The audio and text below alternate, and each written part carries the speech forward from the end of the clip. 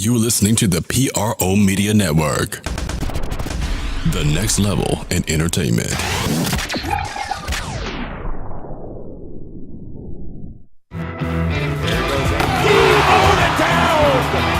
about a poster? Anthony Davis is on fire. You're listening to the Pelicans postgame report on the PRO Media Network for all things Pelicans. For all things Pelicans, you're now listening to the Pelican postgame report on the PRO Media Network. I'm Big Q. I'd like to welcome y'all aboard to podcast 297 on the Pelican postgame report. In this episode, we'll be recapping the Pelicans matchup win over the Mavericks 114-112, followed by the Pels then lost to the Houston Rockets 108-104, and plus we'll preview the Pels upcoming matchup Saturday, or actually Monday night against the Minnesota Timberwolves. So before we get the show started, I'd like to give you a round of applause for new and established listeners of the show. Welcome aboard to the Pelican Postgame Report episode 297. We also have interviews from Coach Gentry as he chimed in on both these games, and of course we'll hit you with our customary stats and facts and insight on what's the hell going on with these New Orleans Pelicans, man. Pelicans just continue to rise and fall. They're just as inconsistent as the philosophies of Coach Gentry defensive. And of course, I had a couple of family members out there, and I'm speaking of the Pelican postgame report and Sports Coma family members that posed the question. Quack Jones in particular, what's up, Quack? And of course, DJ Austin, who's a regular here as well. These fellas, well, in particular, Quack asked the question, when are we going to start bringing up, when are we going to start leading the charge to fire Coach Gentry? That's the question. Of course, the last 8 games, the Pelicans are 1-7? Yeah, 1-7. Out of the last 8 games, the Pelicans are 1-7.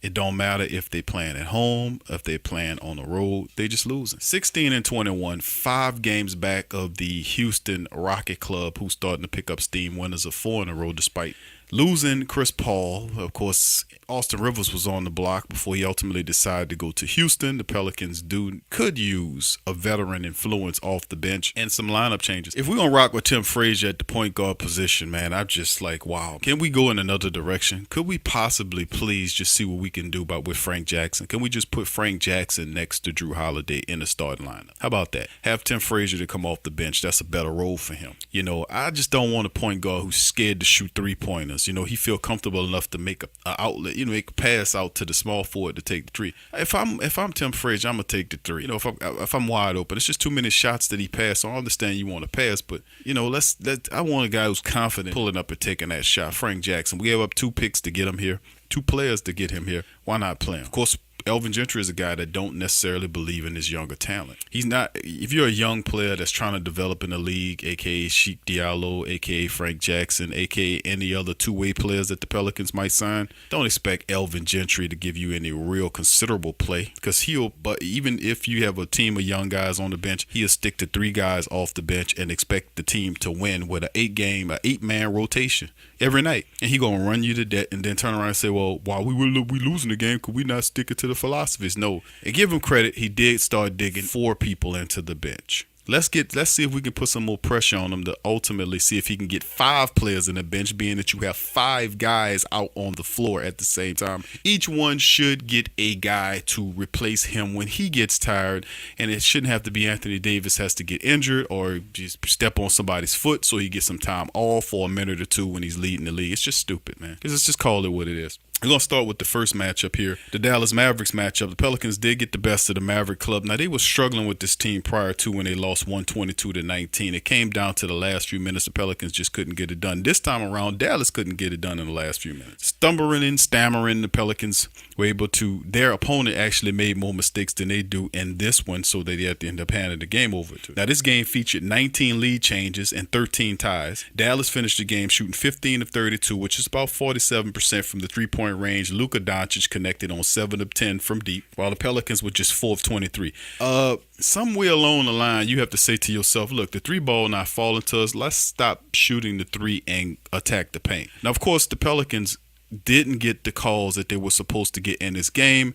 It was a really it was okay. It was kind of a topsy-turvy kind of game. The officials in the Houston Rockets game, I'm going to out them out. They were just pathetic. But when it comes down to the Pelicans, kept it exciting down to the end. Now, New Orleans outscored Dallas 70-32 in the paint, 30-14 on second chance points, but the 30 second chance points is the highest season high for the Pelicans. Leading into intermission, it was 66-55. To open the second half, the Mavericks opened up with a quick 6-2 run to push the lead to 15 points, then trailing by 72-57. Just with 49 seconds into the second half, New Orleans went on a 29-16 run to close the deficit to just 2 entering the final minutes. Now, then the fourth quarter opened up. They had 7 lead changes with 7 ties, with the game tied at 109 with just 2.5 minutes, like 2 minutes and 28 seconds remaining. Davis connected on an 18-footer to give the Pelicans the go-ahead lead 112-111 with about a minute and 18 seconds around that left. Then Anthony Davis then answered again, this time with a 14-footer from the baseline. Also drawing the foul, DeAndre Jordan came across him with the foul. He went to the line and converted the 3-point play to get the Pelicans a 114-112 lead. Then with 44 seconds remaining, Dallas' final play, they came up short with Dennis Smith. He missed a 3-point attempt with 20 seconds left. Then he dribbled to the 3-point line, then lost track of time, and then tried to lay the ball up, and ultimately he cost him the game because poor clock awareness. Had he had seen that, he could have possibly laid the layup to tie the game. So the Pelicans lose on a major mistake by Dennis Smith Jr., who's a pretty damn good player. But anyway, let's live what Coach Gentry had to say about the team's performance against those Dallas Mavericks. Here go Coach Gentry. Alvin, Julius Randle just told us on the radio that the difference in the game was you cussing the team out at halftime. You want to go with that, or you want to point something else out for us? It wasn't a G-rated speech. No, it was not. I can tell you that. But I was just disappointed as the way we approached the game. We have to start getting back to who we were, and that's playing hard, moving the basketball, finding people. I was just disappointed because I thought we started the game. The way we started the game was not going to be a game that we would win, the way we started it. And I was just disappointed, and I let them know that. Coach, your thoughts on the way that your team played the fourth quarter, and especially in those final 5 minutes tonight? Well, I think, as I said, a lot of these games have been really close games, and it comes down to a play here and a play there. I thought, not the basket that we made. I thought the play of the game was when we lost the ball and each one ran it down, and we came back and we got a basket out of it. Because it would have been disastrous, if they ended up with a basket in that. So, just the attitude and just the effort that we played with. Was the way we've been doing it, And if you want to win close games, you just got to dig in, and it's a grind, and you got to find a way to grind your way through and get over the hump. And, there's a different level that you have to play at and the sense of urgency that you got to play at in a close game in the last 3 or 4 minutes. And we've got to get back to that.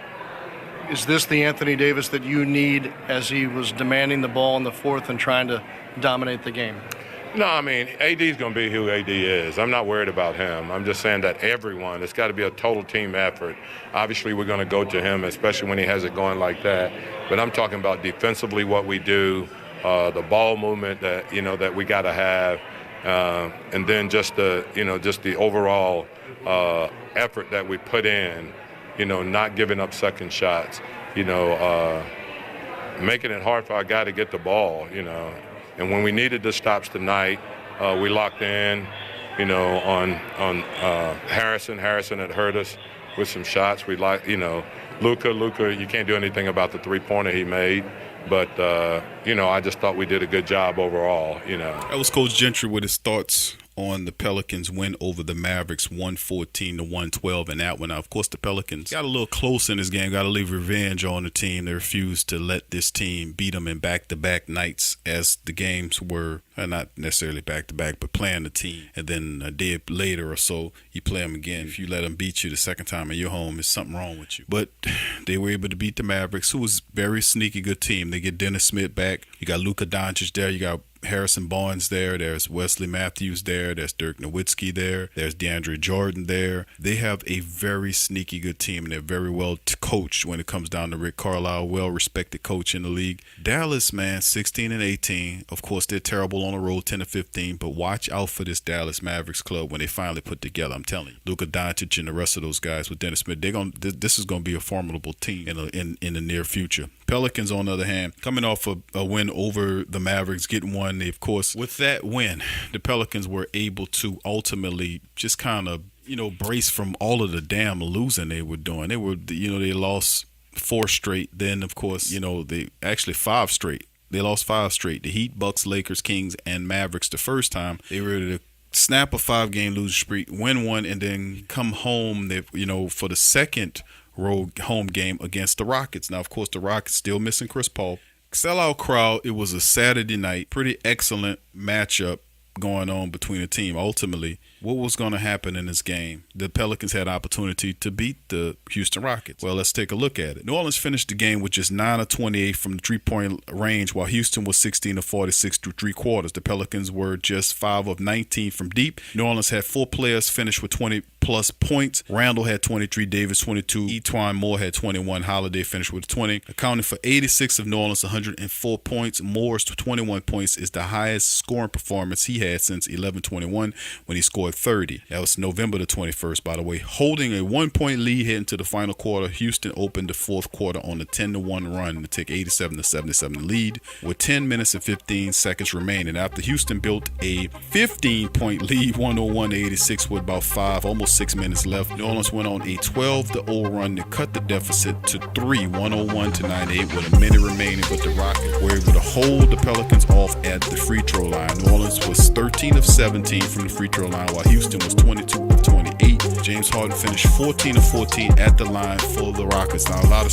suspect calls in this matchup against Houston. This was a really poorly officiated game, to be quite honest with you. Very poorly officiated game. The rotten referees that were officiating this game were, I'll give you their rotten names: Zach Zarba, Mark Lindsay, and Scott Wall. They are a pathetic staff of referees. They were absolutely pathetic in this game. And usually I don't out the referees like that, but they were absolutely terrible. They were totally inconsistent in what the calls were. The players were fussing about it all throughout the game, and it messes with the integrity of the game when you have rotten referees who can't even make the consistency of the calls versus one team and another. But anyway, we're about to go into our first break. When we come back, I'm going to finish breaking down this Houston Rockets matchup with the Pelicans. Let L. Gentry tell you what he thought about the matchup, and we'll also get ready to preview the Pelicans and the Minnesota Timberwolves. All that on the other side of the break. Stay with us. You're listening to the Pelican Post-Game Report on the PRO Media Network.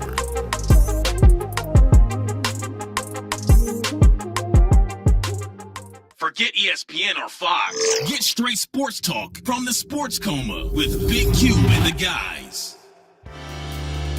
Do you need a domain name? How about a host for your website that can work with WordPress? Try Namecheap.com. They make registering, hosting, and managing domain names for yourself or others easy and affordable because the internet needs people. Namecheap is an ICANN accredited domain register and technology company founded in 2000. It's one of the fastest growing American companies according to the 2018 Inc. 5000. Celebrating nearly 2 decades of providing unparalleled levels of service, security, and support. Namecheap has been steadfast in customer satisfaction with over 10 million domains under management. Namecheap is among the top domain registers and web providers in the world. They offer a full selection of popular and unique domains along with fully featured hosting packages, SSL security certificates, WhoisGuard privacy protections, and more, all at the lowest prices in the industry. So if you need a domain name or hosting or anything else, think Namecheap.com. That's right, Namecheap.com. Check the description section below for link.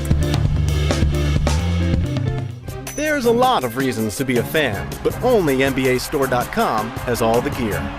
Sports fans are gearing up and saving big at Fanatics.com, the world's largest collection of officially licensed fan gear. From all the leagues, teams, and players you love, unique one-of-a-kind designs exclusively by Fanatics, and autographed collectibles from today's biggest stars shipped directly to your home. Join Fanatics Rewards for free to earn fan cash on every purchase. Shop now and for a limited time, get 20% off all orders. Fanatics.com, officially licensed everything. Get all the latest news and updates from your New Orleans Pelicans at the Pelicans Eye View, the new and official Pelicans Daily Journal, covering everything Pelicans. Attention, everyone. Get breakdown on games, free agent signings and potential moves, unbiased opinions and straight up facts with statistical analysis from G Balance. Go to www.thesportsdaily.com/Pelicans-I-View. What's up, Sports World? The PRO Media Network is on a mission to reach 10,000 subscribers. So besides our regular programs like the Sports Coma with Big Q and the guys, the Pelican Post Game Report, Rapid Fire TSC, and others, we will be expanding out and offering other content like movie, anime, and gaming reviews for your entertainment. So if you enjoy our content, please donate at our Patreon page. Also subscribe, comment, and share. And help the PRO Media Network reach 10,000 subs. Peace.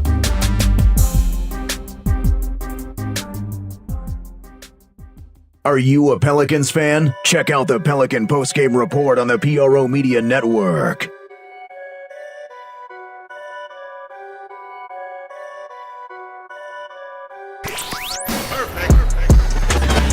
You're listening to the Pelicans Postgame Report on the PRO Media Network for all things Pelicans.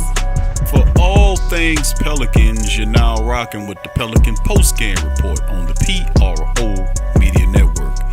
Recapping the Pelicans' 108-104 loss to the Houston Rockets in the matchup. James Harden, 41 points in the matchup, 14 of 14 from the free throw line, 10 of 25 from downtown, from the field. Of course, James Harden carried his team as he usually do, like most superstars do. Now, Anthony Davis is, of course, playing a lot of minutes in this game. And, of course, when you play Dallas, and then the next night he puts up a ridiculous, 48 points against Dallas, to win the game. Now, picture this, capitulate this, if you will. He had to score 48 points to help the Pelicans win against Dallas, and they beat him by just 2 points.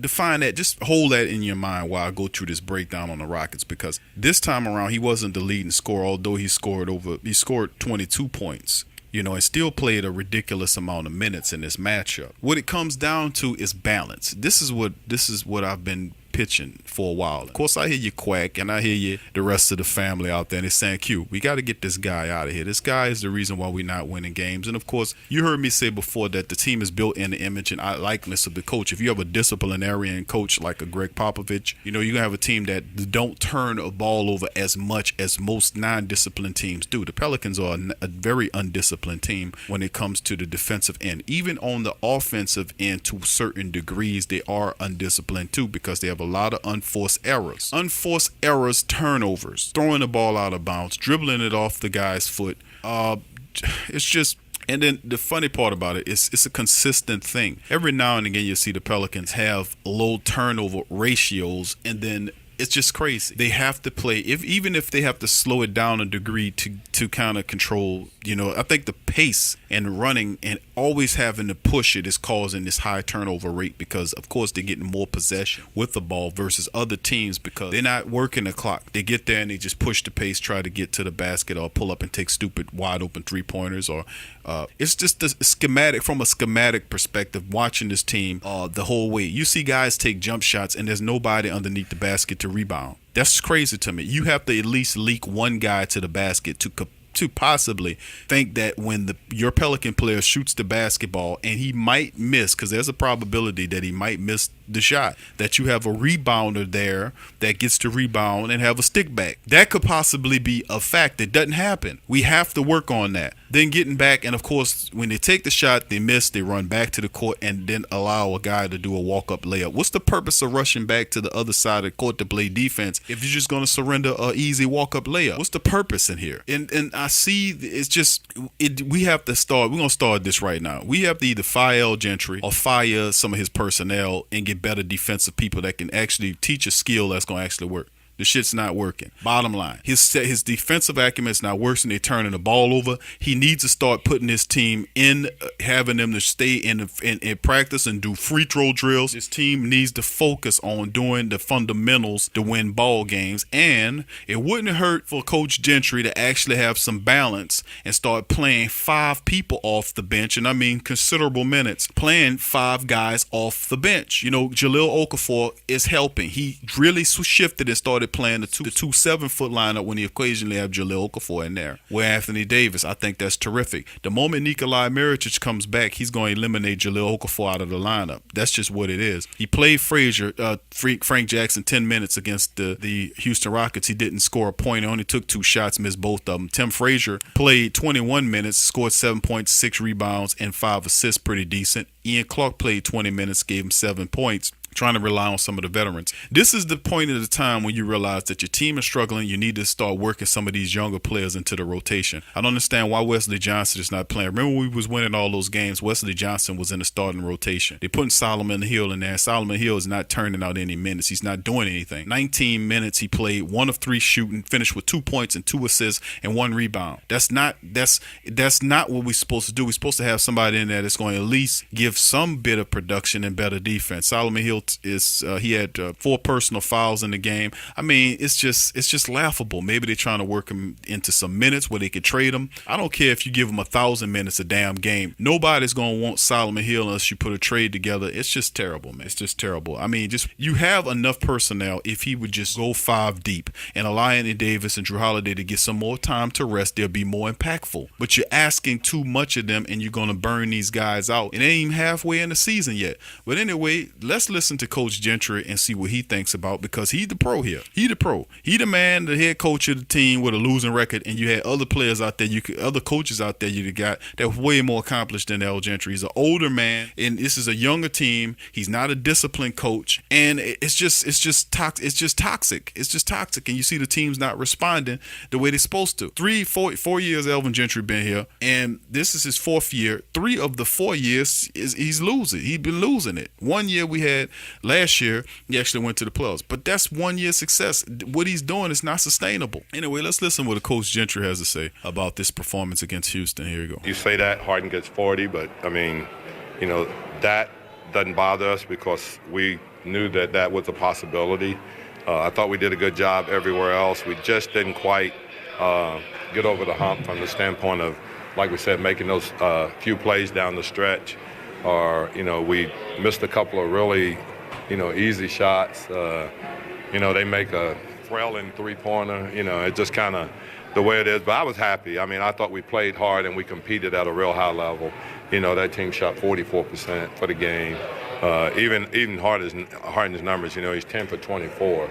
You know, that's the best you can hope for. The problem that we had tonight is that, you know, he's 7 for 10 from 3.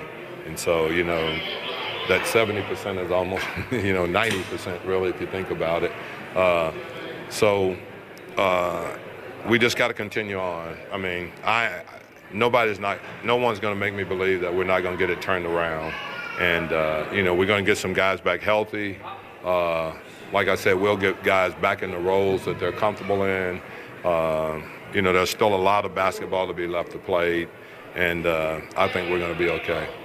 Do you think in any way the second night of a back-to-back had an effect on the play tonight? Oh, it did. You know, we played AD and those guys so many minutes last night. You know, it was a game that we had to try to win. And then tonight we have to play them. We try to give them rest. We couldn't maintain where we were when we take them out of the game. You know, we go down 9-10. And so now it's such an uphill battle, you know, that it was tough on them after playing all those minutes last night in such a tough game. But, you know, I like the effort that we played with tonight. I like the urgency that we played with. We did a good job, got good shots, couldn't quite knock them down. And then, like I said, you know, Harden he was terrific. You know, right now, you know, he's making a strong push for MVP the way he's playing and the level that he's playing at right now. Those Coach Gentry's thoughts on the game, and of course, this is what the statistics is like. We ran down the pointage, but opposite, James Harden, 41 points carrying his team, 9 rebounds, 6 assists on a night through 37 minutes. He was 7 of 17 from downtown. They finished 16 of 46. The Pelicans were an awful 9 of 28. How dare you keep shooting a three-pointer like that? And you know how crappy you are. You're cold as a flounder. How dare you keep shooting a three? How dare you keep doing that? And the main culprit was Drew Holiday. He jacked up 7 three-pointers and hit one of them. It's somewhere along the line, the coach got to grab and say, listen, bro, your shot is not on. Stop shooting it and attack the basket. Attack it. And you know how many times Drew Holiday how many times he got to the line? One time. One of one. But we also know that the referees, as dirty as some of them are, don't give Drew Holiday his calls. And maybe Drew Holiday needs to stop being so damn nice about it. And maybe Drew Holiday needs to really start making the case Julius Randle and the rest of these guys too. Stop being so gentle about it and because the squeaky wheel gets the most oil. It gets the most grease. Make some damn noise and complain. Elvin Gentry needs to, he complains all the time. Nobody listens to him. But anyway, that's the scheme of what's going on. You heard Coach Gentry thoughts. Let's get into the preview of the next upcoming matchup, because they have the Minnesota Timberwolves coming up in this into the Smoothie King Center. And what are we expecting to happen here? Every time the Timberwolves have matched up with the Pelicans this year, it's just been a disaster for the Pelicans. They have not, since they've made the trade and they brought those other guys in there, Covington and the other, I can't think of the other man's name, but it'll come to me. But when they brought those new players in there, they've been entirely difficult to beat. And it might be an issue here. It definitely will be an issue because the Pelicans can't seem to get anything done right with these two teams. Now, they did play they played them in November the 14th, and they lost 107-100 to the Timberwolves. Now, what it comes down to dealing with the Pelicans is that in that game, they had 4 turnovers against Minnesota, fewest in franchise history, and they still lost. 139-91 win over Minnesota way back in 14. That really doesn't matter. But they've won 10 of the last 17 matchups against Minnesota. That tide's turning. Minnesota really starting to play them well. And, of course, Minnesota swept last year's season series for the first time since the 04-05 season. And Anthony Davis in his first meeting scored 29 points to go with 11 rebounds, while Etuan Moore put up his game-high 31 points for the Pelicans. Holiday finished with 14 points, 10 assists. Nikolai Mirotic had 16 points and 10 rebounds. Each recorded double-doubles for the Pelicans. New Orleans committed 18 turnovers, resulting in 20 points for Minnesota, and Karl Anthony Towns had a good game, 25 points, 16 rebounds, and a win over the Pelicans back on the 14th. Then Wiggins added 23, 6 rebounds, and 4 assists.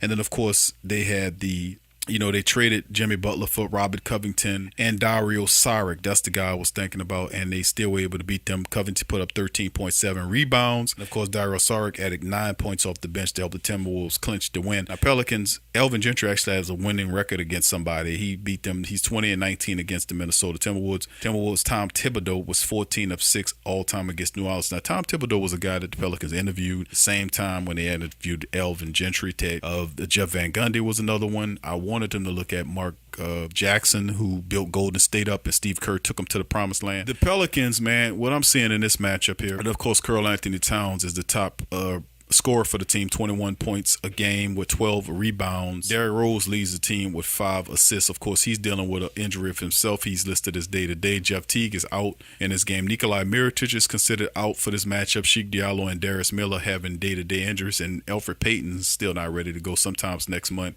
we might see him in the game. Now, looking at the individual stats, the Pelicans averaging 116 points a game while giving up 115 points a game. They are 3-7 in the last 10 matchups and they are currently a team that's in disarray. Now, 47% from the field that they shooting, they averaged about 47.5 rebounds per game, about 27 assists per game, and 5.5 blocks per game, 7.5 steals a game. Minnesota coming to this thing averaging almost about 11.5 a game while giving up 11.5 a game, 45% in the matchup. But the Timberwolves sitting at 17-19, and they are 6-13 away. Pelicans are 16-21 with 12-6 at home, so they play better at home. Anthony Davis, the top man for them, scoring 28.5, 13 rebounds a game. Drew Holiday is the top assist man with about 8 in the season, 8 a game for him, so that's pretty decent stats for him. Timberwolves just coming off an overtime loss to the Atlanta Hawks, 123-120. The Pelicans a 108-104 loss against that said Houston Rocket club that we previewed early. Now, outside of that, it's interesting before we get ready to move forward, The predictions on this game is pretty interesting because I want to give it to the Pelicans, but I'm not certain. I'm not certain at all about whether or not they can beat this Timberwolves club. This Timberwolves club plays good, and they play pretty decent defense, especially with the Pelicans' turnover ratio. I just don't know, and that's not a good feeling to have about your team. It really is not. But the Pelicans, man, Minnesota's not really that good. They're sitting in the cellar of the Northwest division as well. The Pelicans are in the cellar. Two cellar-dwelling teams, but which cellar-dwelling team gives an opportunity to play? I would say the Pelicans because they win one, lose one thing, but of course they did drop 5 in a row. I just don't have any confidence in this team. And it's not because of Anthony Davis, not because of Drew Holiday or the fact that Julius Randle is balling. It's the fact that they're not balanced. You know, Anthony Davis has to score 48 points or 40-something plus, 45-plus points a night to get a Pelicans advantage to win. Remember what I told you to hold that idea in your head about the Pelicans and Anthony Davis scoring 48 points in a Dallas second matchup for them to win only by 2? I mean, does he really have to score 48 points a night, 40-plus points a night to give the Pelicans an opportunity to win games? That's totally lopsided. You know, that's totally lopsided. They're not getting consistent help from the bench because there is no bench, meaning that you can't expect 3 guys off the bench to give you 30 points a night, 10 points per player. It just doesn't work that way. He has to get familiar with his lineup. He has to go 4 players, and I'm not just talking about playing three players with 20-something odd minutes and then give a 4th player 10 minutes.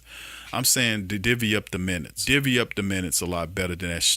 There's no way that a guy like Solomon Hill should be playing 30 minutes a night.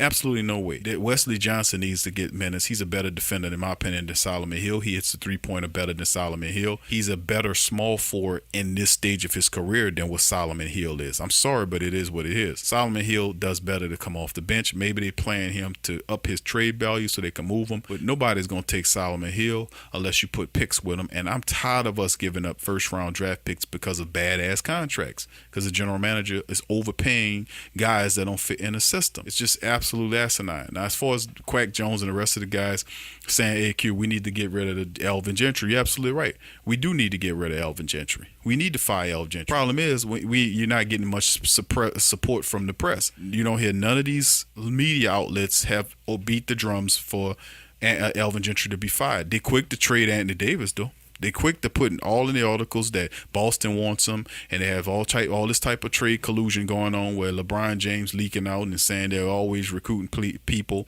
and all this nonsense going on, but you don't hear any talk from any of the news media. I mean, you probably hear them say it now because we saying, but I'm telling you, you hear any support or push from none of the news media about Elvin Gentry losing his job because this team is underperforming, or at least fires the defensive coach Ehrman, who's supposed to be the defensive mind to set everything correctly. He's doing a piss poor job. He needs to lose his job. They need to bring somebody into his staff. Elvin Gentry didn't make any firings or changes to his staff. Well, Robert Pack left because his contract was up and they brought in Fred Vinson, which I think Fred Vinson might be a better coach in that regard than what Pack was, but still in all, at the end of the day, that's still debatable as well as too, but at the end of the day, the defensive coach that's supposed to have this team playing is not working. The scheme is terrible. You got to have a guy underneath the boards to rebound, to help with the offensive rebound. The Pelicans one of the poorest offensive rebounding teams in the league. They're not getting second chance points off of misses, but they're allowing a lot of people to have second chance points on their side of the bench. So when you look at it, it's just a balance, and I don't think the coach has the discipline to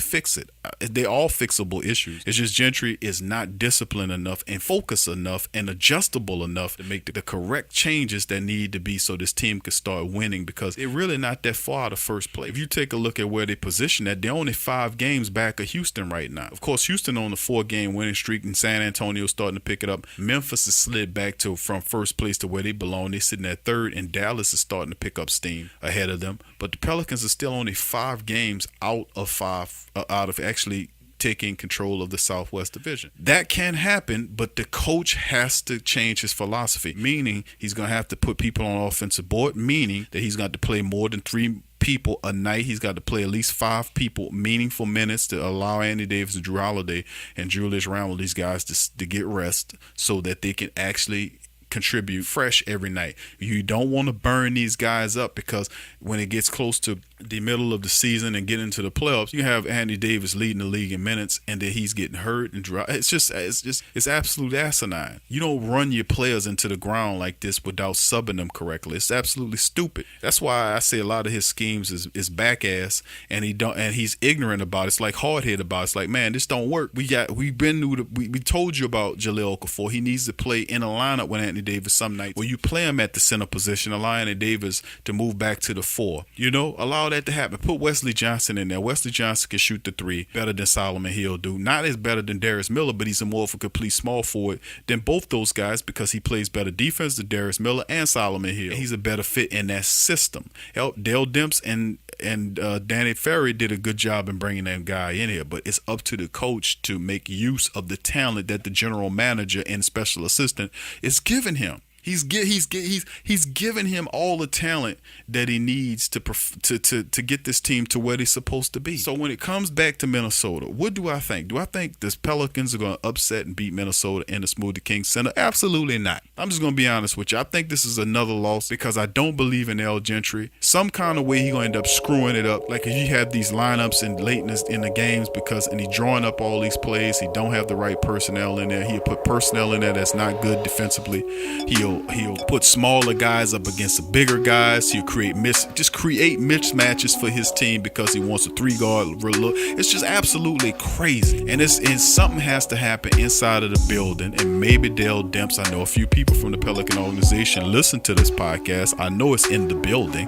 And we are making an impression because Elvin Gentry never played them guys, Jahlil Okafor and Anthony Davis, together at no part of the season until it recently occurred. Go back and listen to the podcast. We were saying that the whole time that he needs to dig further into his bench and stop allowing these guys to play all these minutes. That was us saying that. Now they're starting to do it. Let's keep hammering them down so maybe they can make some changes because this is utterly ridiculous, man. But anyway, that'll do it for the show. Thank you guys for joining us for the Pelican post-game report on the PRO Media Network. If you like the show, please help us out by sharing us on your feed. You're listening to the Pelicans post-game report on the PRO Media Network for all things Pelicans.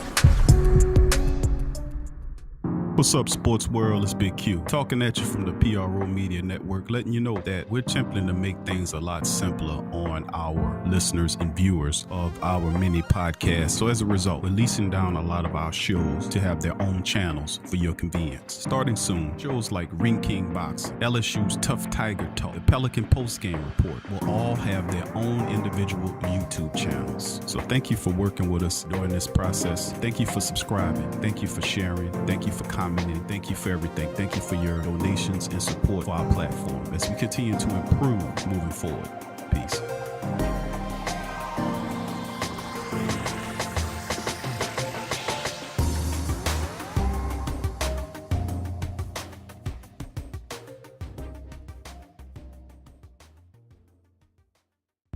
Tea is your escape. It's your opportunity to create a moment for stillness, for reflection, for yourself. It's your connection to a world of senses, flavors both exotic and familiar, energizing and relaxing. It's your retreat from an increasingly turbulent world. It's the perfect paradox of simplicity and complexity. Teabox.com connects tea to people, uniting the richest flavors of the finest teas with the curious, the cultivated, and the adventurous all over the world. The freshest tea you've ever tasted, from crop to cup. There's simply no simpler way to experience the wonderful complexity of tea. Teabox, packing up the freshness. Tea thrives on freshness, and so do they. Teabox temperature and humidity control facility ensure that tea is maintained. The teas themselves go into oblique bags with aluminum layers that protect them from excess moisture and light. With Teabox, shopping for fresh, loose leaf tea is easy because you make an informed purchase. You know exactly where your tea is coming from. So for the freshest teas in the world, check out Teabox.com. That's right, Teabox.com. Check the link in the description section below. What's up, sports world? This Big Q from the Sports Coma with Big Q and the guys. Talking to you about the website, theposhlifestyle.com. That's right, poshlifestyle.com. A great website where you can get great products at great prices. They sell organic herbs, vitamins, supplements, water filters for your home, EMF and cell phone radiation protection, healing magnetics, and healing crystals, personal protection devices like cell phones, stun guns, and mace spray, organic deodorants, shampoos, soaps, toothpaste, and more. They also sell 10A grade Brazilian hair. 10A music is available now. All kind of the latest downloadable mixtapes. So what are you waiting for? Head on over to theposhlifestyle.com. That's The Posh Lifestyle, life spelled with a Y, LYFE, style.com. Put in The Sports Coma for the 10% discount on your purchase. It's a win-win. So get your mind and body right with The Posh Lifestyle. Go to newfrog.com for all of your electronic gadget needs. Fast becoming #1 online seller of cell phone and accessories, consumer electronics, automobiles and motorcycles, home and garden items, 5D diamond painting crafts, electrical and tool supplies, computer and networking supplies, lights and lighting supplies, sports and travel items, toys and hobby supplies, apparel and accessory, mother and kid items, health and beauty items, and much, much more. Newfrog.com has up to 70% off on some products. And you can check out their weekly promotions for all the best deals. Remember, when thinking online electronics and gadgets, think New Frog. Newfrog.com. Check the link in the description section below.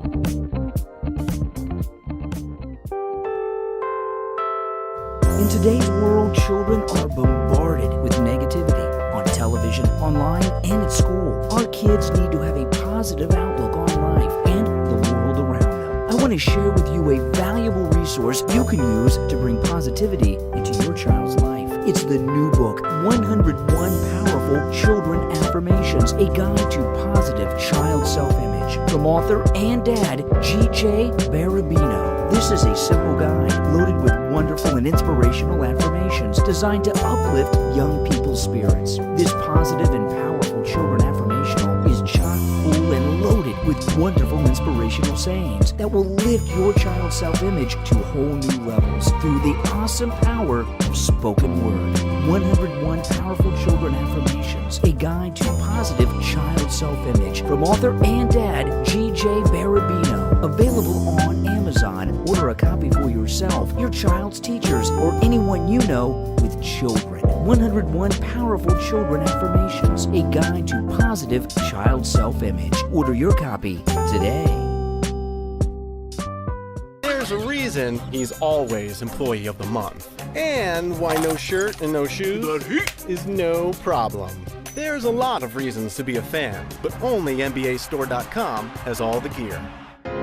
Vapor DNA is the absolute premier online vape store, offering an industry-leading selection of e-cigarettes, e-liquids, and accessories. Our friendly and knowledgeable customer service team is always ready to provide the best customer service experience to ensure you find what you're looking for. We guarantee our vaping gear shop products to be 100% genuine and the lowest price. We are so confident in our selection and our customer service. We will offer our customers a 45-day refund policy. That's right, a 45-day refund policy. We are proud of this offer for 3 simple reasons: quality, selection, and price. And that is the reason you should choose Vapor DNA for all your vaping needs. That's www.vapordna.com. Again, that's www.vapordna.com.